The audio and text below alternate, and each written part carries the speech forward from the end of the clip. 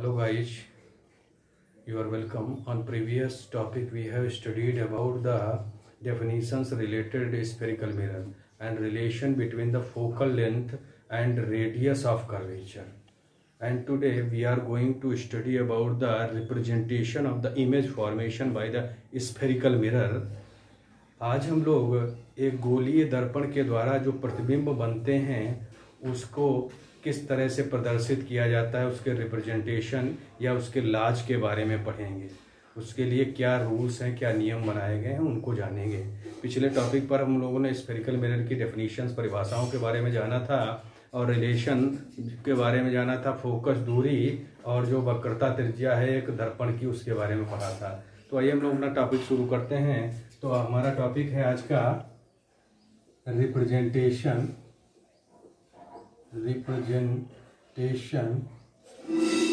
Of image formation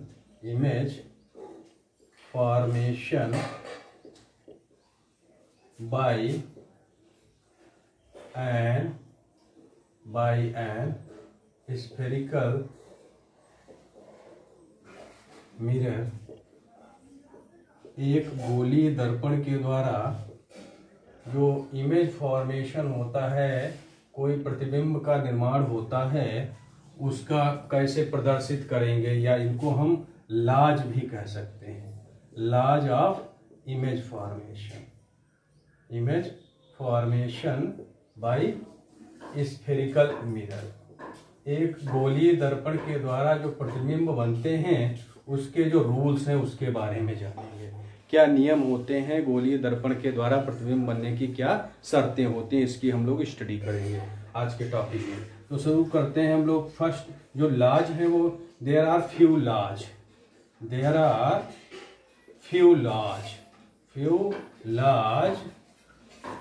for the image formation bye spherical mirror. कुछ नियम हैं, उनसे क्या पता चलता है कि जो इमेज को लोकेट करते हैं कि कैसी किसी ऑब्जेक्ट की इमेज दिखाई पड़ती है और कहाँ बनती है। तो फर्स्ट ला है, ला फर्स्ट क्या है? ला फर्स्ट है जब कोई मिरर जो होता है उसकी जो प्रिंसिपल एक्सिस है, जो मुख्य अक्ष है, उस पर कोई भी जो लाइट रे है या लाइट रे जब इंसिडेंस होती है तो उसमें यदि वो पैरेलल इंसिडेंस हो रही हो। तो फर्स्ट ला हमारा है, इफ ए रे इंसिडेंसिंग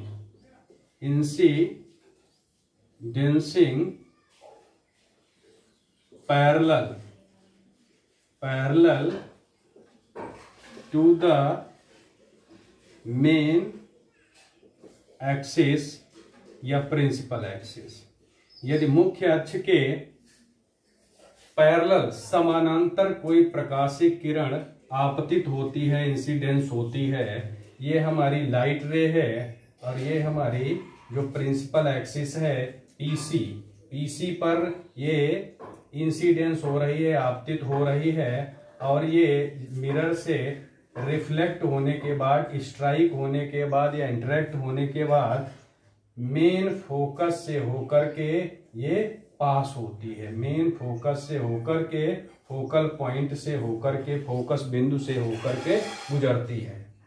तो इसके लिए फर्स्ट जो ला हमारा है, यदि कोई भी जो इंसिडेंस रे है, आपतित किरण है, यदि कोई वो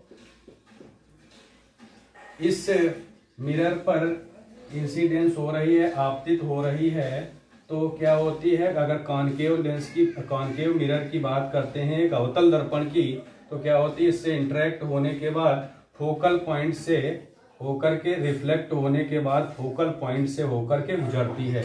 ये फर्स्ट ला है हमारा कॉनकेव मिरर के लिए। अगर यही कॉन्वेक्स मिरर होता है तो क्या होता है, ये उससे रिफ्लेक्ट होने के बाद फोकल पॉइंट से हमें स्ट्राइक होती हुई या रिफ्लेक्ट होती हुई प्रतीत होती है। ये हमको ऐसा विजुअलाइज होता है, या ऐसा, चूंकि वर्चुअल इमेज फॉर्मेशन होता है कॉन्वेक्स लेंस में, इसलिए इसमें कॉन्वेक्स मिरर में वर्चुअल इमेज फॉर्मेशन होता है, इसलिए ये हमको इमर्ज आउट होती है, ये ऐसी आती हुई उससे निकलती हुई प्रतीत होती है फोकल पॉइंट से या फोकस बिंदु से, जबकि कॉनकेव मिरर में क्या होती है, उससे होकर पास होती है। If a ray incidencing parallel to the main axis, principal axis, then it passes through the focal point और फोकस।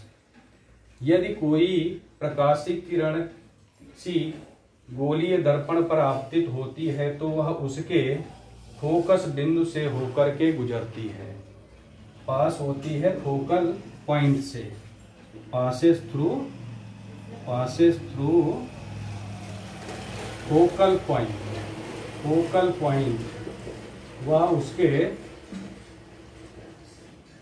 जो दर्पण होता है उसके फोकस बिंदु से होकर के गुजरती है, या emerges to be passing through the focal point.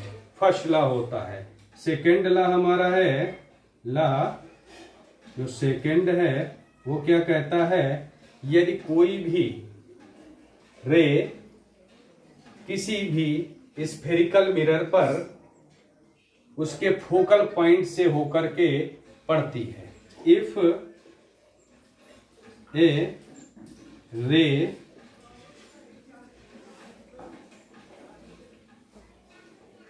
interacting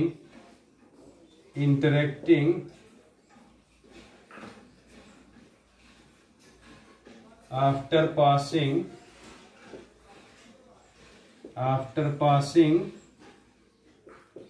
through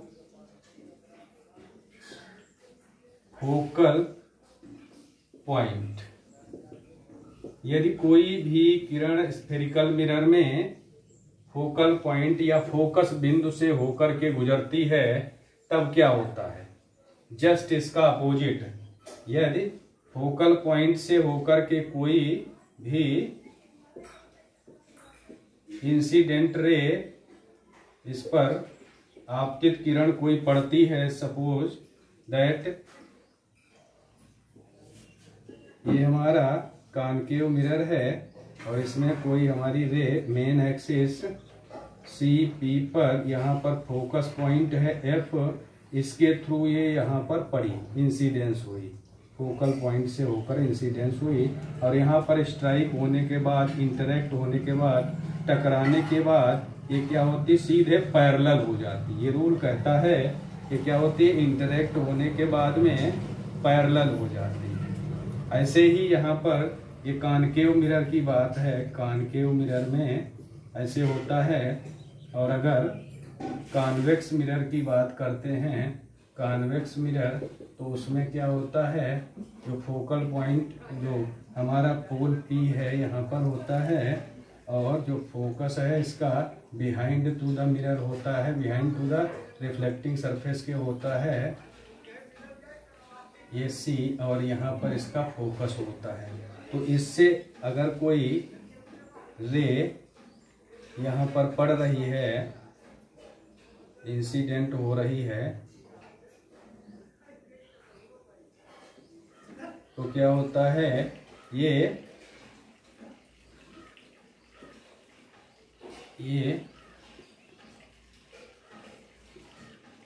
parallel reflect हो जाती है, पैरेलल रिफ्लेक्ट हो जाती है। क्या होती है, पैरेलल रिफ्लेक्ट हो जाती है, ये पैरेलल रिफ्लेक्ट हो जाती है। ये हमारी जो रिफ्लेक्टेड रे है ये क्या होती है, पैरेलल हो जाती है आफ्टर रिफ्लेक्शन के बाद में। तो ये दो हमारे रूल होते हैं। पहला नियम क्या है, इमेज फॉर्मेशन का स्फेरिकल मिरर से यदि कोई किरण, प्रकाशिक किरण आपतित होती है, पैरेलल समानांतर गिरती है उत्तल दर्पण या उत्तल दर्पण पर, तो क्या होता है, वो उस पर परावर्तन के पश्चात, रिफ्लेक्शन के बाद क्या होती है, वो उसके फोकल पॉइंट से होकर गुजरती है, या ऐसा प्रतीत होता है कि उसके फोकस बिंदु से होती हुई ये गुजर रही है। तो फर्स्ट लॉ होता है, if a ray incidencing parallel to the principal axis of a spherical mirror then it appear और इट में that it is passes through the focal point of the mirror. Second law कहता है, यदि कोई आपतित किरण किसी फोकस बिंदु से होकर गोलीय दर्पण पर आपतित होती है, उसके फोकस से होकर, मुख्य फोकस से होकर के गोलीय दर्पण के परावर्तक तल पर आपतित होती है, तो क्या होता है, वो रिफ्लेक्टेड होने के पश्चात क्या होती है, वो पैरेलल हो जाती, समानांतर हो जाती, पैरेलल हो जाती है या समानांतर आती हुई प्रतीत होती है। If a ray interacting to the striking surface after passing through the focal point then it will turn back through the focal point in parallel way. समानांतर रास्ते से होकर के वो गुजरती है या समानांतर हो जाती है। ये हमारे दो रूल हो गए। तीसरा रूल, इसके बाद में जो स्फेरिकल मिरर से इमेज फॉर्मेशन होता है उसका थर्ड लॉ जानेंगे। लॉ थर्ड, तीसरा नियम क्या है, यदि कोई जो लाइट रे है, प्रकाश किरण है, किसी स्फेरिकल मिरर पर इंसिडेंस हो रही है और वो उसके सेंटर ऑफ कर्वेचर के थ्रू होकर के मेन एक्सिस पर सेंटर ऑफ कर्वेचर से गुजर रही है, सी से होकर के उस पर इंसिडेंस हो रही है, सेंटर ऑफ कर्वेचर के थ्रू उस पर इंसिडेंस हो रही है, तो क्या होता है, सेंटर ऑफ कर्वेचर सी से इंसिडेंस होने वाली रे जो होती है वो उसी सेम पाथ पर बैक हो जाती है। ये होता है कॉनकेव मिरर में। कॉनकेव मिरर में, जो कॉनकेव मिरर है अवतल दर्पण, उसमें क्या होता है, यदि गोलीय दर्पण के, अवतल दर्पण के यदि सेंटर ऑफ कर्वेचर या वक्रता केंद्र से होकर के कोई प्रकाशिक किरण आपतित हो रही है, तो वह प्रकाशिक किरण उसी मार्ग में रिफ्लेक्शन के पश्चात वापस लौट जाती है। वहीं अगर ये वाला जो मिरर है हमारा, ये मिरर हो जाए हमारा कॉन्वेक्स मिरर, उत्तल दर्पण, कॉन्वेक्स मिरर, कॉन्वेक्स मिरर हो, तो उसमें क्या होता है, if a ray directing to the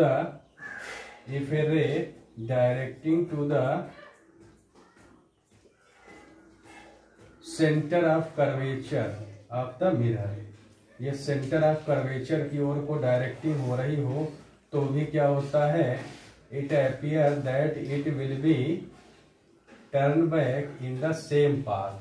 तो ऐसा लगता है कि वह उसी रास्ते से होकर के वापस हो जाती है। तो ये तीसरा रूल है, इफ ए रे passing through the center of curvature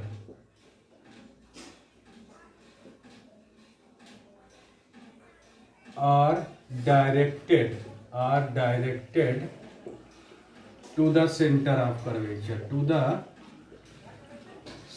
of curvature,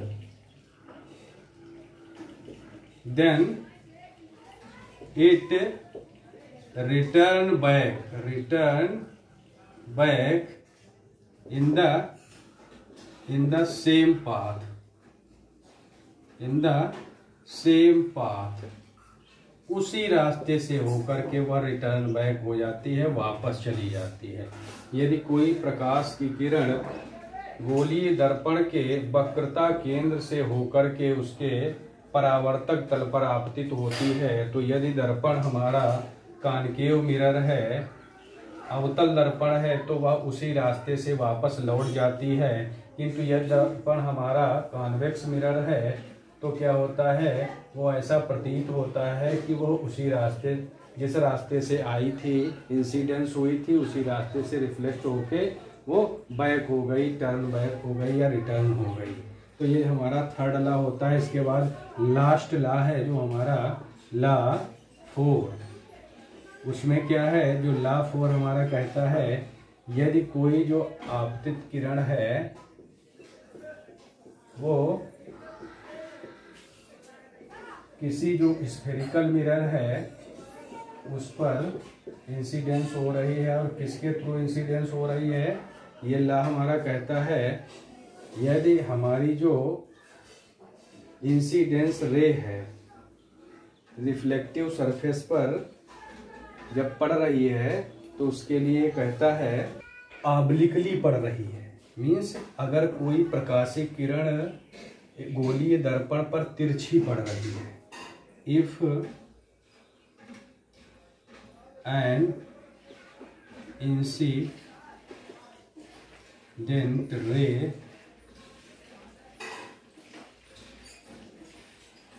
striking obliquely, then it return back obliquely after reflection।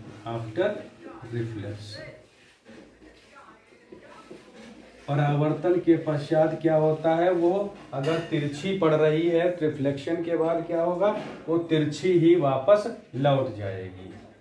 तो ये इसमें क्या होता है, ऑब्लिकली पड़ रही है। ये हमारा कॉनकेव मिरर है, इसमें कोई रे हमारी ऑब्लिकली पड़ रही है, ये इस तरह से पॉइंट P पर पड़ रही है, ऑब्लिकली पॉइंट P पर पोल पर पड़ रही है, ध्रुव पर पड़ रही है इंसिडेंस रे। तो क्या होता है, यहाँ से ये स्ट्राइक होने के बाद में, इंटरेक्ट होने के बाद में रिफ्लेक्टिंग सरफेस से ये उसी तरह से रिफ्लेक्ट हो जाती है, वापस हो जाती, रिटर्न बैक हो जाती है ऑब्लिकली ही।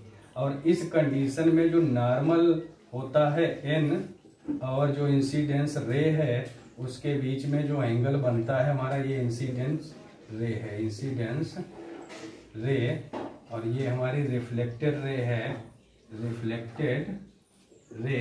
इसके बीच में जो नॉर्मल और इंसिडेंस रे के बीच में एंगल बनता है उसको एंगल आई कहते हैं, और नॉर्मल और रिफ्लेक्टेड रे के बीच में जो एंगल बनता है उसको एंगल आर कहते हैं। ये दोनों इक्वल होते हैं। इस वाले लॉ में, फोर्थ लॉ में ये शर्त है, if an incidence ray striking obliquely to the pole P or reflective surface, then it return back obliquely after reflection, and angle I, angle of incidence equal to the angle of reflection R।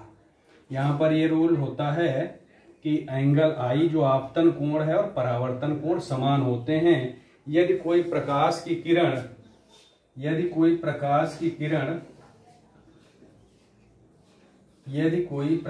की किरण किसी spherical mirror पर आपतित हो रही है, incidence हो रही है, तो क्या होता है, वह पोल P पर जो परावर्तनी सतह है उससे टकराने के बाद उसी माध्यम में वापस लौट जाती है, और जो आपतन कोण I होता है और परावर्तन कोण R जो अभिलंब के साथ दोनों किरणें बनाती हैं, अंतरित करती हैं, वो दोनों इक्वल होते हैं। If an incidence ray strike to the reflective surface of a spherical mirror, then it will after reflection turn back और return back in the same path and make the angle of incidence and the angle of reflection by both rays, incidence ray and ray of reflection. These angles, both angles are equal. Angle I equal to angle R. कोण R आपतन कोण परावर्तन कोण के बराबर होता है। तो यहाँ पर हम लोगों ने आज के टॉपिक में जाना कि जो स्फेरिकल मिरर है, गोलीय दर्पण, उसके द्वारा जो किरण पड़ती हैं, प्रकाशिक किरण, उनके द्वारा रिफ्लेक्शन होने के बाद में किस तरह से इमेज फॉर्मेशन होता है, प्रतिबिंब बनते हैं, इसके लिए कुछ शर्तें होती हैं, वो लॉज हम लोगों ने जाना। Rules or laws for the image formation by an spherical mirror, ये हम लोगों ने जाना। इसके बारे में बताइएगा कैसा लगा ये आज का टॉपिक, और इसके बाद हम नेक्स्ट अपना जो टॉपिक लेकर के आएंगे उसके बारे उसको देखना मत भूलिएगा।